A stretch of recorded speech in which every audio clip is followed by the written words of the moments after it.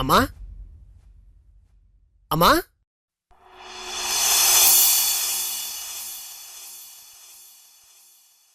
வாங்க வாங்க வாங்க பரத் தம்பி, நன்னா இருக்கேளா? நானும் எத்தனையோ தடவை உமாவண்ட சொல்லிட்டேன், பரத்த ஆத்துக்கு வர சொல்லு அப்படின்னு. இப்பதான் எங்க ஆத்துக்கு வழி தெரிஞ்சுதா? அப்படின்லாம் இல்லம்மா, இந்த பட வேலைங்கள்னால நான் கொஞ்சம் பிஸியா இருந்துட்டேன். உமா கூட சொன்னாங்க நீங்க என்ன வீட்டுக்கு வர சொன்னதா. ஆனா இப்பதான் படம் முடிஞ்சது, அதான் இப்பதான் வீட்டுக்கு ஒரு டைம் கிடைச்சது. ஆமா, சார் இல்லைங்களா? அவர் ஹோட்டலுக்கு போயிருக்கார். உட்காருங்க. என்ன சாப்பிடுறீங்க? இல்ல அதெல்லாம் இருக்கட்டுமா, நான் முக்கியமா இப்ப வந்த விஷயமே வேற. முதல்ல அதை சொல்லிடுறேன். அம்மா, என்னுடைய படம் முடிஞ்சிருச்சு. அப்படியா? கூடிய சீக்கிரம் ரிலீஸ் ஆக போகுது. ரொம்ப சந்தோஷம். படம் ரிலீஸ் ஆகிறதுக்கு முன்னாடி ஒரு ப்ரிவியூ ஷோ ஏற்பாடு பண்ணிருக்கேன். சரி, அந்த ஷோக்கு நீங்க, சார், உமா 3 பேர் அவசியம் வரணும். ஆமாப்பா, உமா கூட அடிக்கடி சொல்லிட்டே இருந்தா பரத் படம் ரிலீஸ் ஆக போறது, நாம கண்டிப்பா போய் பார்க்கணும்னு சொல்லிட்டு. உமாவண்ட சொல்லிட்டீங்களா? உமாட்ட சொல்லிட்டேமா. இந்த டைமுக்கு வீட்டுக்கு வந்து அவங்க வீட்ல இருக்க மாட்டாங்கன்னு எனக்கு தெரியும். அதனால நான் உங்களுக்கு போன்ல இன்ஃபார்ம் பண்ணிட்டேன். சரிப்பா, கண்டிப்பா வரோம். எங்களுக்கெல்லாம் ரொம்ப சந்தோஷம். சரிம்மா, அப்ப நான் கிளம்புறேன். இன்னும் 2-3 பேருக்கு சொல்ல வேண்டியிருக்கு. வரமா பரத் தம்பி? என்னம்மா? ஒரு நிமிஷம். எங்க உமா உங்க கூட கொஞ்சம் நல்ல ஃப்ரெண்ட்லியா பழகுவா. எனக்காக ஒரு உதவி செய்ய முடியுமா? கண்டிப்பாமா, என்ன பண்ண சொல்லுங்க. இல்ல, அவ கல்யாணத்தை பத்தி ஒரு பதிலும் சொல்ல மாட்டேங்கிறா. எப்ப கேட்டாலும் 1 மாசம் 2 மாசம் போகட்டும்னு தள்ளிண்டே இருக்கா. நீங்க அவளண்ட கொஞ்சம் கேட்டு சொல்லப்படாதா? நான் லக்ஷ்மி என்ற கூட கேட்க சொன்னேன், அவ கேட்டாலும் இப்படியேதான் சொல்றாளாம். கொஞ்சம் அத மட்டும் கேட்டு சொல்ல முடியுமா?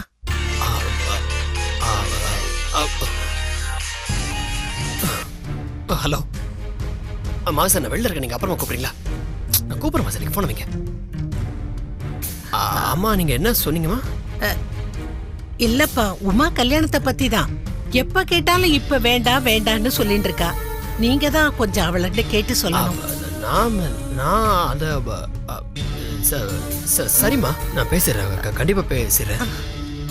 இந்த படம் ரிலீஸ் ஆகுது இல்லம்மா, அதுக்கு அப்புறமா பேசி சொல்லிடுறேம்மா. வரமா, நான் வரமா, கிளம்புறேன். என்ன இது, எங்க ஆத்துக்கு வந்துட்டு ஒரு காஃபி கூட சாப்பிடாம போறேளே?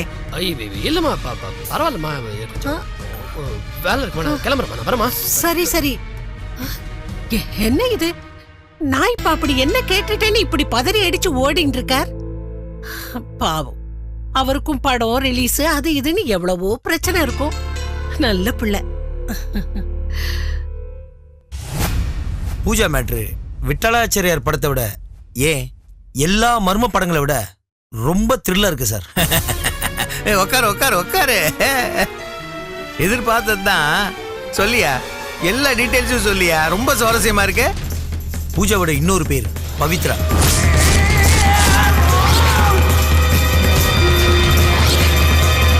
ஊரு சிங்கப்பூர். பல கோடி சொத்துக்கு ஒரே வாரிசு. பவித்ரா சாஃப்ட்வேர் கம்பெனியோட எம்டி. யோ, என்னையா சொல்ற? சரியா விசாரிச்சியா? சார், தெளிவா தான் விசாரிச்சுட்டு வந்திருக்கேன். இதுக்கே ஷாக் ஆயிட்டா எப்படி? இன்னொருக்கு கேளுங்க. பூஜாவோட அப்பா அம்மா சிங்கப்பூர்ல ஆக்சிடென்ட்ல இறந்துட்டாங்க.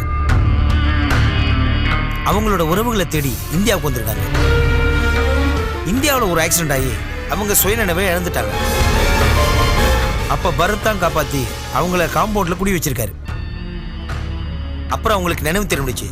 இதுதான் அவங்க உண்மை கதை. ஆனா சுவாரஸ்யமே இதுக்கு மேலதான் ஆரம்பம். நினைவு தெரிஞ்ச பூஜா தான் யாருங்கிற விஷயத்தை எல்லார்கிட்டயும் மறைச்சு அந்த காம்பவுண்ட்ல இருக்கிற எல்லாருக்கும் நல்லது பண்ணிட்டு வராங்க.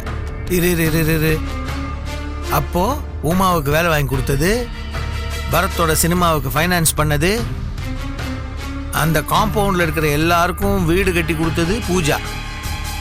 சூப்பர்யா, சூப்பர். அம்மா அம்மா, வாங்கோ டைரக்டர் சார், வாங்கோ வாங்கோ. என்னம்மா இது, என்ன போய் டைரக்டர் சார்னு கூப்பிடுறீங்க? எப்பவும் போல பரத்னு வாய் நிறைய கூப்பிடுங்க, எனக்கு அதான் பிடிச்சிருக்கு. சரிப்பா, உட்கார் பரத். படம் ரொம்ப நன்னா வந்திருக்குன்னு மாது சொன்னா. சந்தோஷம்ப்பா. நீ நிறைய நல்ல படங்கள்லாம் பண்ணி உங்க இண்டஸ்ட்ரியில பெரிய டைரக்டர்னு பேர் வாங்கணும். ரொம்ப தேங்க்ஸ்மா. அம்மா, இந்த படத்துடைய ப்ரிவியூ ஷோ போடுறோம்.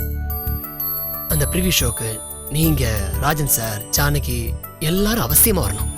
கண்டிப்பா வருவோம். இத சொல்றதுக்காகவா நீ இவ்வளவு தூரம் வந்த? அதத்தான் நேத்து உங்க ப்ரொடக்ஷன் மேனேஜர் மிஸ்டர் மாது சொல்லிட்டாரே. என்னதான் மாது சார் சொல்லியிருந்தாலும் நான் நேர்ல வந்து கூப்பிட்ட மாதிரி ஆகுமா? அப்படி வந்து கூப்பிடுறதானே முறை. எனக்கும் அதுலதான் சந்தோஷம் இருக்கு. கண்டிப்பா நாங்க எல்லாரும் உங்க ப்ரீவியூ ஷோக்கு வந்துரும். நீ அதை பத்தி கவலையே படாத. சரிம்மா. மா, உங்களை இப்படி நல்ல நிலைமையில பாக்குறதுக்கு உண்மையிலே ரொம்ப சந்தோஷமா இருக்கு. அந்த ஒன்று குடும்பத்துல ரொம்ப கஷ்டப்பட்டு இருந்தீங்க. அது ஒரு காலம், இது ஒரு காலம். வாழ்க்கையில எல்லாம் வரும் போகும். எல்லாத்தையும் நம்ம சமாளிச்சு தானே ஆகணும். இதுதான் உங்க ஸ்பெஷாலிட்டி. எல்லாத்தையும் சிரிச்ச முகத்தோட ஏத்துக்கிறீங்க பாருங்க. அது சரி. பரத், நானே உன்னை வந்து பார்க்கணும்னு நினைச்சிட்டு இருந்தேன்ப்பா. என்ன விஷயமா? நம்ம பூஜாவை பத்தி. பூஜாவுக்கு என்ன, நல்லா தானே இருக்காங்க?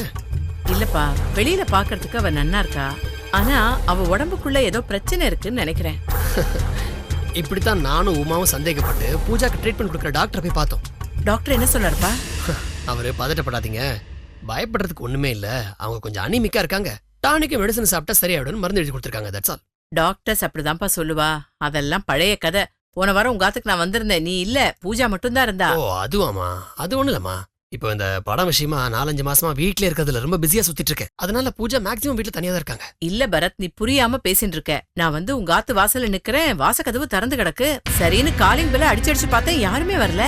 என்னடான்னு உள்ள போய் பார்த்தா பூஜா மயக்கமா கிடந்தாப்பா. என்னம்மா சொல்றீங்க? பூஜா என்கிட்ட பத்தி எதுவுமே சொல்லியம்மா? முழுசையும் கேளுப்பா. அவ மயங்கி கிடக்கிறத பார்த்து நான் பயந்தே போயிட்டேன். தண்ணி எல்லாம் தெளிச்சதுக்கு அப்புறம் நிதானமா ஏதோ கனவுல இருந்து எழுந்துக்கிற மாதிரி எழுந்துக்கிறா. வா பூஜா, உடனே டாக்டர்கிட்ட போலான்னு சொன்னேன். அவ ஒத்துக்கவே இல்லப்பா. நீங்க கம்பல் பண்ணி உங்களை கூட்டு போயிருக்க வேண்டியதானமா? ஐயோ, நான் எவ்வளவோ சொல்லி பார்த்தேன், அவ கேட்கல. டாக்டருக்கு போன் பண்ணி அப்பாயின்மெண்ட் வாங்கிட்டு நான் உங்களுக்கு போன் பண்றேன், 2 பேரும் போலான்னு என்ன கழுத்தை பிடிச்சு தள்ளாத குறைய நாத்து கமிச்சிட்டா. சரிம்மா, சாயந்தரம் அவங்க சொன்ன டைம்க்கு நீங்க பூஜாவோட டாக்டர் போய் பாத்தீங்களா? அதான் சொன்னேனே பரத், அவ எதையாவது உன்னை சொல்லி சமாளிச்சிருவான்னு. நீங்க போங்கம்மா, நான் டாக்டர்கிட்ட பேசிட்டு போன் பண்றேன். ஈவினிங் அவளே போன் பண்ணி டாக்டர் ஏதோ முக்கியமான கான்ஃபரன்ஸ்ல இருக்காரா, 2 நாள் கழிச்சு பாக்கலாங்கிறார். நான் உங்களுக்கு போன் பண்றேமா, அப்புறமா நம்ம போலான்ட்டு போனை வச்சுட்டா. என்ன பரத் யோசிக்கிற? இல்லம்மா பாருங்க, என் கெட்ட நேரம் இந்த 3-4 மாசம் இந்த பட வேலைங்களால பிஸியா இருந்ததுனால பூஜாவை சரியா கான்சென்ட்ரேட் பண்ணாம விட்டேன். சரி, அதுக்காக வருத்தப்படாத. இப்பதான் பட வேலை முடிஞ்சுடுத்து ரிலீஸ் ஆ போறதோ இல்லையோ. இனிமே பூஜாவை கொஞ்சம் கேர்ஃபுல்லா பாத்துக்கோப்பா. என்னம்மா இப்படி சொல்றீங்க? இனிமே பூஜாவை பாத்துக்கிற தவிர எனக்கு வேற என்ன வேலை இருக்கு? உடனடியா ஏதாவது ஒரு நல்ல டாக்டரா பார்த்து அப்பாயின்மெண்ட் வாங்கி பூஜாவை கூட்டு போய் செக் பண்ணி ஆகணும். ஆமா பரத், நானும் கூட வரேன். என்னால முடிஞ்ச உதவியை நிச்சயமா நான் செய்யறேன். நமக்கெல்லாம் என்னப்பா, பூஜா எந்த குறையும் இல்லாம அவ நன்னா இருக்கணும். நமக்கெல்லாம் எவ்வளவு நல்லது பண்ணிருக்கா அவ. ஆமாமா, உடனே ஒரு டாக்டர் அப்பாயின்மெண்ட் வாங்குற வழியை பாரு. சரிம்மா, நான் ஒன்னு பண்றேன். ஃபர்ஸ்ட் டாக்டர் அப்பாயின்மெண்ட் வாங்கிட்டு உங்களுக்கு நான் ஃபோன் பண்றேன். நீங்க கூட போ. சரியாமா, நான் வரட்டா? சரி. அப்புறம் என்ன, உடனே கிளம்பிட்டேன். என்னம்மா? உனக்கும் உமாவுக்கும் எப்ப கல்யாணம்? அது என்னம்மா, தெய்வீக சிரிப்புப்பா. இப்படி சிரிச்சு சிரிச்சே சமாளிச்சிரும். சிரிச்சுட்டே இரு. சரிம்மா, நான் வரமா. சரிப்பா. பகவானே, எல்லாம் நல்லபடி நடக்கணும்.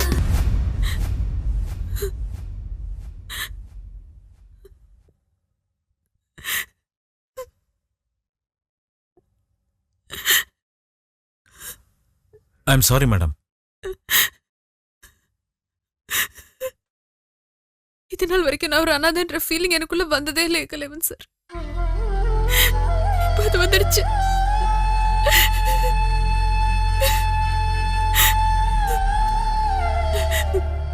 கடவுளுக்கு மேல கருணையே இல்ல. எந்த ஒரு காரணத்துக்காக நான் இந்த ஊருக்கு வந்தேனோ, இப்ப அதுவே டோட்டலா ஃபெயிலியர் ஆயிடுச்சு.